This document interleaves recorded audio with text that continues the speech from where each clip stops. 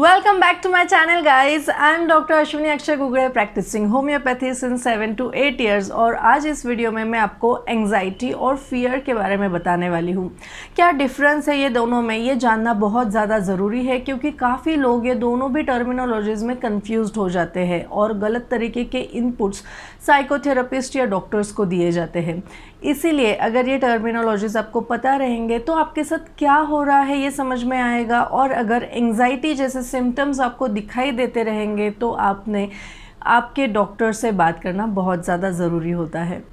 What is anxiety? Anxiety is alerting signal for impending danger or future danger, and it enables person to deal with that danger. मतलब इसका मतलब ये है कि जो भी फ्यूचरिस्टिक डेंजर या फ्यूचरिस्टिक थॉट्स होते हैं, जैसे हम ऐसे सोचते हैं कि अरे ये हो सकता है, तो उस हिसाब से जो भी हम स्टेप्स लेते हैं वो चीज़ों को, वो डेंजर को अवॉइड करने के लिए, उसे हम एंग्जाइटी रिस्पॉन्स कहेंगे। ओके, और ये इमोशनल और बिहेवियरल रिस्पॉन्स होता है। इसमें काफ़ी बार ये दिखाई देता है कि जो भी कुछ डेंजर है वो अननोन रहता है, वेग रहता है, कॉन्फ्लिक्चुअल, मतलब दिमाग में ये चालू रहता है कि ऐसे स्टेप लूँ या ना लूँ, ऐसे हुआ तो क्या, वैसे हुआ तो क्या। सो कॉन्फ्लिक्चुअल होता है एंड इंटरनल होता है, मतलब मन ही मन में ये सारी बातें हम ये चीज़ों से खेलते रहते हैं। और उसी के साथ एंग्जाइटी ये अनकॉन्शियस, मतलब ऐसे कि हमें कॉन्शियस नहीं है, वो चीज़ हमारे सामने अभी नहीं हो रही है, वो सबकॉन्शियस माइंड पर ही हम वो सारे गेम्स खेलते रहते हैं। और काफ़ी बार जो भी रिप्रेस्ड थॉट्स, मतलब दबे हुए थॉट्स रहते हैं, उसके वजह से भी ये एंग्जाइटी बढ़ सकती है। एंग्जाइटी ये बहुत इंसीडियस रहती है, मतलब धीरे धीरे ये प्रोग्रेस होती है। ऐसा नहीं होता कि एकदम से आज कुछ लगा और कल से एंग्जाइटी शुरू हो गई, ये धीरे धीरे प्रोग्रेस रहता है इसका। तो अभी देखेंगे कि फियर क्या है। So fear, it is a emotional response to the danger, but this danger is known, definite, non conflictual, और इसमें हम कॉन्शियस रहते हैं। उसी के साथ नोन एक आधा ऑब्जेक्ट रहता है, मतलब ये पता है कि इसके कारण हम डरे हुए हैं, और ये बहुत सडन होता है। इसमें कुछ भी ऐसे नहीं होता कि धीरे धीरे बढ़ने लगता है। मतलब मान लो कि आपके सामने एक कार है, वो पहले आपने देखा बहुत शांति से आ रही है, कुछ नहीं, सब ठीक से चालू है, और अचानक से वो कार का स्पीड बढ़ गया और आपको पता है कि बस अभी तो एक्सीडेंट होने वाला है। तो ये क्या है? ये फियर है। बट अगर ये एक्सीडेंट आपको हमेशा ऐसे लगता रहेगा कि अरे लास्ट टाइम मैंने ये ऐसे ऐसे देखा था, और उसके पहले भी किसी का और का एक्सीडेंट हुआ था, और अब मैं गाड़ी चला रही हूँ, ओ माय गॉड अभी वापस तो एक्सीडेंट नहीं हो जाएगा। अगर कौन सी भी कार या फिर ऑटो साइड से भी निकल गई तो भी डर लगता है कि ओ माय गॉड अभी तो मुझे कोई मेरा वापस एक्सीडेंट नहीं कर देगा, किसी के हैंडल अटक जाएगा मेरे गाड़ी का और मैं गिर जाऊँगी। ऐसे जब फ्यूचरिस्टिक थॉट्स के बारे में आप सोचते रहते हो, डरते रहते हो उसके वजह से, तो हम कहेंगे कि वो एंग्जाइटी है। सो आई होप आपको ये दोनों में क्या डिफरेंस है ये समझ में आया होगा। ये चीज़ों का और एक एग्जांपल मैं देना चाहूँगी कि काफ़ी बार एंग्जाइटी ऐसी होती है कि हम अलग अलग चीज़ों को रिलेट करते रहते हैं। मतलब मान लो कि एक छोटा सा बच्चा है और वो सेकेंड या थर्ड स्टैंडर्ड में है, और उसके पापा उसको हमेशा बहुत ज़्यादा डांटते हैं। उसको पता होता है जब भी वो उसके रूम का डोर लॉक करता है तो वो बहुत सेफ़ जोन में है, बट जब भी लॉक खुलने का आवाज़ आता है तो उसको डर रहता है कि पापा आ जाएंगे और बहुत ज़्यादा मारेंगे, पीटेंगे और चिल्लाते रहेंगे।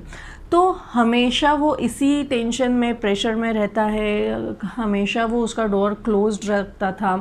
और अचानक से ऐसे होता है कि वो किधर स्ट्रीट पर से चलते रहता है और वहाँ पे स्ट्रे डॉग्स होते हैं, और वो स्ट्रे डॉग्स बहुत ज़्यादा ज़ोर ज़ोर से भौंकने लगते हैं और उसके आसपास अगल बगल में चलने लगते हैं। तो वो क्या रिलेट करता है? वो ये रिलेट करता है कि मेरे पापा का जो चिल्लाना है उसी प्रकार से वो कुत्तों का भौंकना उसे लगता है, उतना ही इरिटेट और डर वो कुत्तों के भौंकने की वजह से लगता है। सो ये जो ब्रेन की वायरिंग बन जाती है, इसे चेंज करने के लिए आपको साइकोथेरेपिस्ट और होम्योपैथिक ट्रीटमेंट की ज़रूरत होती है। इसमें कई सारे टेक्निक्स होते हैं। जो भी कंडीशनड फियर एक्सटिंक्शन होता है वो भी आपके लिए या फिर ऐसे केसेस के लिए यूज़ करना पड़ता है ताकि आपकी जो ब्रेन की वायरिंग बनी हुई है उसे ब्रेक कर सके। ब्रेन की वायरिंग बनना मतलब क्या? तो जैसे मैंने पहले ही कहा कि कुछ ना कुछ सिग्नल्स हमारे ब्रेन तक जाते हैं और ये सिग्नल्स हमारे सेंसेस थ्रू जाते हैं, मतलब विजन, हियरिंग, टेस्ट, ये सारे टच, ये सारे सिग्नल्स, ये सारे सेंसेस सिग्नल्स हमारे ब्रेन तक भेजते हैं। हमारे ब्रेन में जो भी अमेग्डाला, ये एक छोटा सा पार्ट होता है, वहाँ तक पहुँचाते हैं और उसकी वजह से फियर से या फिर जो भी डेंजर है उससे फाइट या फ्लाइट मैकेनिज़्म से हमें बचा लेते हैं। इसका मतलब ये है कि मान लो आपके सामने एक आधी फास्ट कार आ गई तो फाइट और फ्लाइट मैकेनिज्म से क्या होगा? एक तो आपका ब्रेन ये सिग्नल देगा कि बस यहाँ पे एकदम स्टेडीली रुक जाओ, फ्रीज हो जाओ, या फिर आपका ब्रेन सिग्नल ये देगा कि जल्द से यहाँ से भाग निकलो नहीं तो वो कार आपको मार देगी, या फिर ये रहेगा कि वो कार से फाइट करनी है और जो भी आपकी व्हीकल है आप उससे ही आगे लेके जा रहे हो ताकि वापस कोई आपको ऐसे डरा या धमका ना सके। ऐसे अलग अलग हमारे जो भी रिस्पॉन्सेस होते हैं वो रहते हैं। ये रिस्पॉन्सेस हर एक पर्सन के ऊपर डिपेंड रहता है।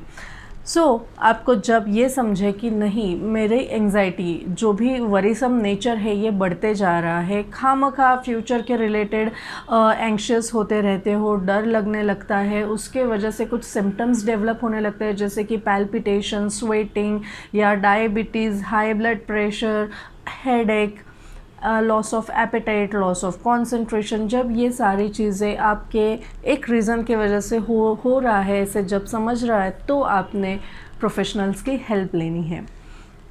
आई होप आपको ये फियर और एंग्जाइटी के बीच में जो भी डिफरेंस है ये समझ में आया होगा।